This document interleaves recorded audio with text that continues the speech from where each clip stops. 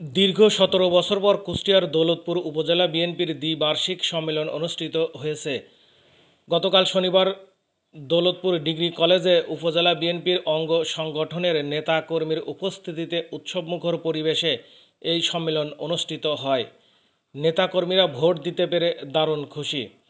দৌলতপুর উপজেলা বিএনপির আহ্বায়ক ও সাবেক সংসদ সদস্য রেজা আহমেদ বাচ্চু মোল্লার সভাপতিত্বে সম্মেলনে প্রধান অতিথি হিসেবে উপস্থিত ছিলেন কুষ্টিয়া জেলা বিএনপির আহ্বায়ক কুতুবউদ্দিন আহমেদ। প্রধান বক্তা হিসেবে উপস্থিত ছিলেন জেলা বিএনপির সদস্য সচিব প্রকৌশলী জাকির হোসেন সরকার। সকাল 10টায় জাতীয় সঙ্গীত ও পতাকা উত্তোলনের মধ্য দিয়ে অনুষ্ঠান শুরু হয়। আলোচনা সভা শেষে বেলা 1টা থেকে বিকাল 5টা পর্যন্ত চলে ভোট গ্রহণ।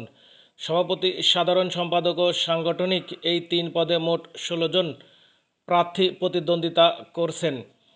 প্রতিটি ইউনিয়ন থেকে 71 জন করে উপজেলার 14 ইউনিয়নের মোট 994 জন ভোটার ছিলেন।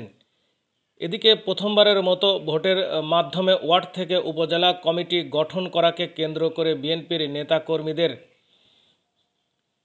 আনন্দ ও উৎসবের কমতি ছিল না। সম্মেলন উপলক্ষে উপজেলার বিভিন্ন সড়ক, বাজার, ঘাটে তরুণ ব্যানার, ফেস্টুন আর পোস্টার টানানো হয়। জাতীয় নির্বাচনে দীর্ঘদিন অংশগ্রহণের সুযোগ না পাওয়ায় এই সম্মেলনকে কেন্দ্র করে ভোট উৎসবে মেতেছে বিএনপির নেতাকর্মীরা। 994 ভোটের মধ্যে 972 ভোট পোল হয়েছে।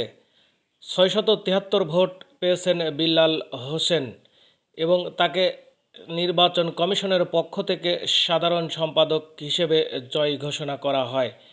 সেই সাথে 925 ভোট পেয়ে সভাপতি হয়েছেন রেজা আহমেদ বাচ্চু মোল্লা।